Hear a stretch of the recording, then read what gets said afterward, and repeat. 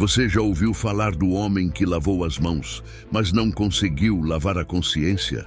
Pôncio Pilatos, o governador romano que teve nas mãos o destino de Jesus, enfrentou um dilema moral que mudaria para sempre a história. Mas o que aconteceu com ele após esse momento decisivo? Seu fim é tão enigmático quanto sua escolha. Será que ele encontrou redenção? Ou a culpa o consumiu de uma forma ainda mais trágica? Neste vídeo, vamos explorar as versões sobre o destino de Pilatos, revelando 3 finais misteriosos e impactantes, que desafiam tudo o que você sabia sobre ele. Mas antes, não se esqueça de se inscrever no nosso canal e deixar o seu like. Ao ser designado governador da Judéia, Pôncio Pilatos recebeu uma missão que poucos desejariam. A região era um barril de pólvora, com tensões constantes entre os romanos e o povo judeu. Pilatos sabia que qualquer erro poderia custar sua carreira, ou até sua vida. Mas em meio aos desafios políticos e religiosos, sua decisão mais conhecida não seria tomada em um campo de batalha ou em um decreto imperial, e sim em um julgamento aparentemente simples, mas carregado de implicações eternas. A Judéia era uma província difícil de governar. Os romanos impunham sua autoridade com força, mas o povo judeu tinha suas próprias leis e crenças, muitas vezes incompatíveis com o domínio romano. Para piorar, Pilatos não era conhecido por sua diplomacia. Relatos históricos mostram que ele costumava agir com dureza, usando medidas severas para controlar rebeliões e demonstrar poder. Mas o que o tornou uma figura histórica tão emblemática foi sua participação direta no julgamento de Jesus de Nazaré. Pilatos não era um homem que tomava decisões levianamente. Ele sabia que o julgamento de Jesus era mais do que uma questão religiosa. Era também uma armadilha política. Jesus, um homem simples com aparência comum, sendo trazido diante de Pilatos por uma multidão enfurecida e os líderes religiosos da época. Eles o acusavam de se autoproclamar o rei dos judeus, algo que, sob a lei romana, poderia ser considerado uma ameaça de rebelião. Pilatos observava Jesus com curiosidade. Não via nele um revolucionário, um líder armado ou alguém que pudesse realmente desafiar Roma. Pelo contrário, as palavras de Jesus, sua calma e sua postura intrigavam o governador. Mas a multidão estava impaciente, clamando por sangue. Pilatos sabia que Jesus era inocente. Ele chegou a declarar publicamente: "Não vejo culpa alguma neste homem." Mas essa declaração apenas enfureceu ainda mais os líderes religiosos, que argumentavam que, ao se declarar rei, Jesus ameaçava a soberania de César. Pilatos estava preso entre 2 mundos. De um lado, a justiça, a consciência de que condenar um homem inocente era moralmente errado. Do outro, a política, manter a ordem e evitar que uma revolta colocasse sua posição em risco. Nesse momento, um fato curioso adiciona mais peso à história. Cláudia Prócula, esposa de Pilatos, entra em cena. Nos evangelhos, há um relato fascinante de que ela teve um sonho perturbador na noite anterior ao julgamento de Jesus. Em seu sonho, foi revelado que Jesus era um homem justo e que Pilatos deveria evitá-lo a qualquer custo. Cláudia mandou um recado urgente a seu marido dizendo: "Não te envolvas com este justo, porque hoje sofri muito em sonhos por causa dele." Era como se o próprio destino estivesse alertando Pilatos.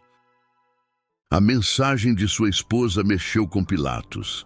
Ele se perguntou: e se Jesus realmente for inocente?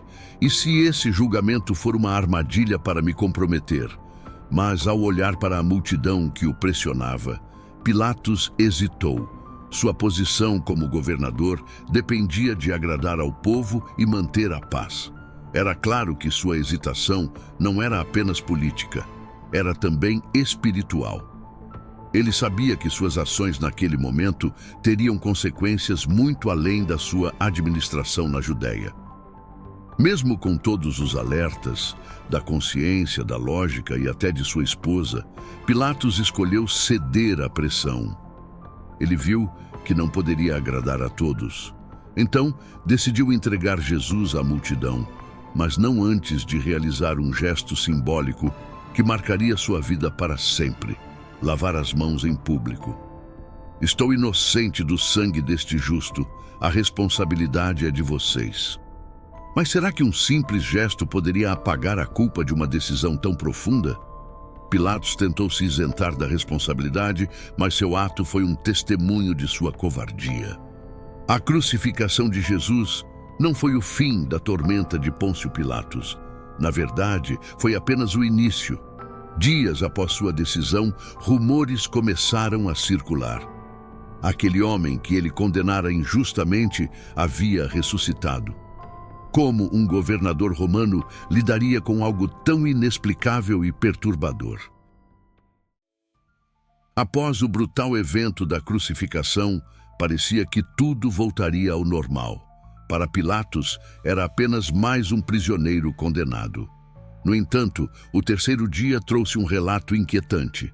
A tumba de Jesus estava vazia. Os guardas, que haviam sido designados para vigiar o túmulo, alegaram que o corpo desaparecera de forma misteriosa. Alguns diziam que os discípulos haviam roubado o corpo, mas outros espalhavam a incrível notícia de que Jesus havia ressuscitado, exatamente como ele havia predito. Pilatos estava diante de um dilema ainda mais profundo. Se a ressurreição era verdadeira, significava que ele condenara não apenas um inocente, mas alguém com poder divino.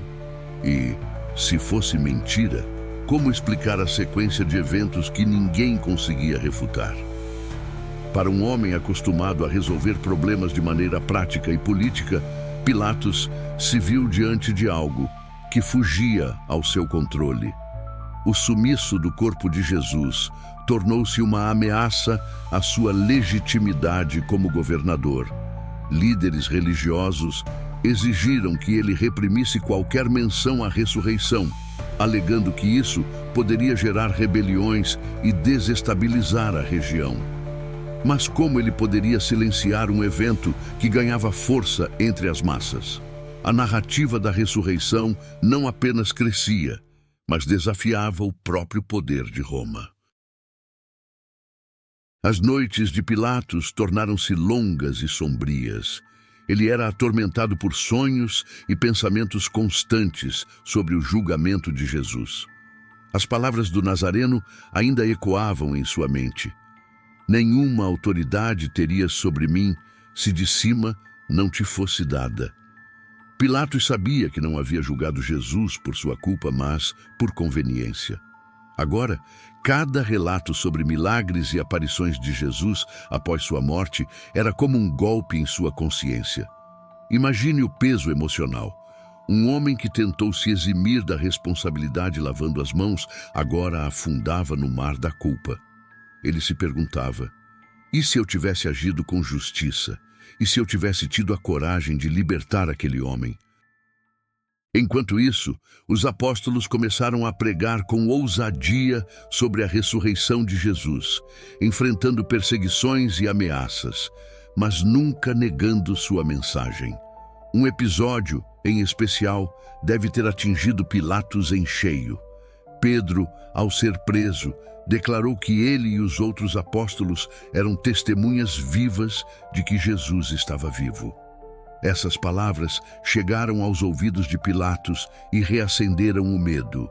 Ele sabia que a ressurreição era mais do que um rumor. Era uma verdade que transformava a todos que a aceitavam. Pilatos, no entanto, estava preso ao sistema que o mantinha no poder. Os anos que se seguiram à crucificação de Jesus trouxeram turbulências à administração de Pilatos. Ele já era conhecido por sua falta de habilidade em lidar com as sensibilidades culturais e religiosas da Judéia. Diversos episódios anteriores o colocaram em conflito direto com os judeus, como a introdução de símbolos romanos em Jerusalém e o uso de dinheiro do templo para construir um aqueduto. A crucificação de Jesus foi o ápice de sua impopularidade. Tanto os líderes judeus quanto o povo romano começaram a questionar sua competência. O imperador Tibério, por sua vez, tinha pouca paciência para governantes que não mantivessem a paz nas províncias. A gota d'água para Pilatos veio quando ele reprimiu violentamente uma rebelião entre os samaritanos, resultando em mortes que muitos consideraram desnecessárias. As queixas contra ele chegaram ao governador da Síria, que o enviou de volta a Roma para responder às acusações. Imagine Pilatos, o homem que julgara Jesus agora como réu, esperando julgamento em Roma. Ele enfrentava a possibilidade de perder tudo: poder, status e dignidade. A pressão sobre ele era imensa, mas o destino decidiu agir antes que ele pudesse se defender. Durante a viagem de Pilatos a Roma, o imperador Tibério morreu. Essa mudança de poder trouxe incertezas. Algumas tradições afirmam que Pilatos perdeu completamente o apoio político e foi exilado. Outras dizem que ele cometeu suicídio em desespero, incapaz de suportar a desgraça. A figura de Pilatos desaparece dos registros oficiais após esse ponto, mas sua memória continua viva em relatos apócrifos e tradições cristãs. Entre esses relatos, destaca-se a possibilidade de Pilatos ter encontrado redenção através da fé. De acordo com algumas tradições apócrifas, particularmente valorizadas pela Igreja Ortodoxa Etíope, Pilatos teria se arrependido profundamente de suas ações e, em um ato de fé, se convertido ao cristianismo. Nessas narrativas, ele é apresentado como alguém que, apesar de seu erro histórico, encontrou perdão e foi reconhecido como um mártir, recebendo um lugar de destaque em calendários litúrgicos de certas igrejas orientais.